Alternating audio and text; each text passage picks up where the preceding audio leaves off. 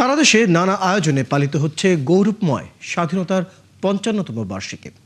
৭১-এর মুক্তিযুদ্ধে শহীদদের স্মরণে জেলায় জেলায় বিভিন্ন স্মৃতিস্তম্ভে ফুলের শ্রদ্ধা নিবেদন সহ নানা আয়োজন করা হয়।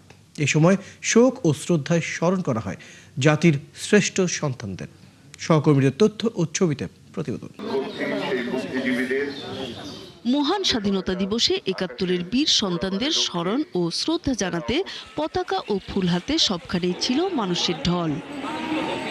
চট্টগ্রাম নগরীর বিপ্লব উদ্যানে শ্রদ্ধা জানানো শেষে ভূমি ও পার্বত্য বিষয়ক প্রতিমন্ত্রী মীর হেলাল উদ্দিন বলেন, মুক্তিযোদ্ধাদের যথাযথ সম্মান ও মর্যাদা নিশ্চিত করতে উদ্যোগ নিয়েছে বর্তমান সরকার।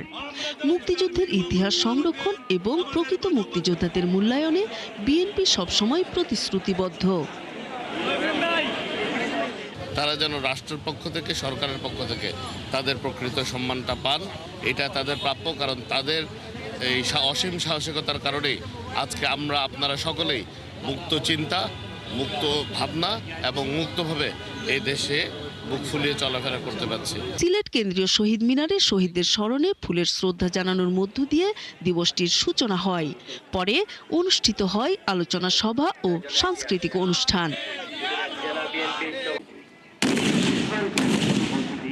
ময়মনসিংহের পাটগুদাম ব্রহ্মপুত্র ব্রিজ মোড়ে মুক্তিযুদ্ধ স্মৃতিস্তম্ভে সূর্যোদয়ের সাথে সাথে ৩১ বার তোপধ্বনির মধ্য দিয়ে মহান স্বাধীনতা দিবসের কর্মসূচি শুরু হয়। এ সময় বক্তারা বলেন, মুক্তিযোদ্ধাদের মূল্যায়নের প্রশ্নে কোনো আপোষ করা হবে না। রংপুর মহানগরীর সুরভি উদ্যানে শহীদ মুক্তিযোদ্ধা স্মৃতিস্তম্ভে জানানো হয় ফুলের শ্রদ্ধা। সূর্যোদয়ের সাথে সাথে কর্মসূচি শুরু করেন বিভাগীয় কমিশনার। রাজশাহীতে মুক্তিযুদ্ধ স্মৃতিস্তম্ভে জাতীয় পতাকা উত্তোলনের পরপরই স্বাধীনতা দিবসের কুচকাওয়াজ শুরু হয়। পরে সেখানে সাংস্কৃতিক অনুষ্ঠান ও ডিসপ্লে অনুষ্ঠিত হয়।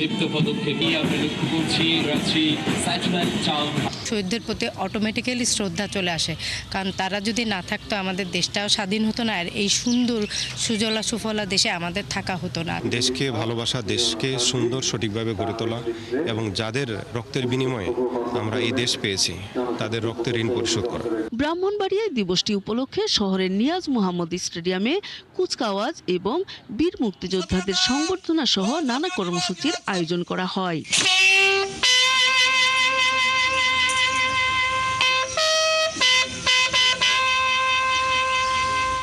যশোরের শার্শায় স্বাধীনতা দিবসে বীর শ্রেষ্ঠ নূর মোহাম্মদের সমাধিতে শ্রদ্ধা জানায় বিজিবি।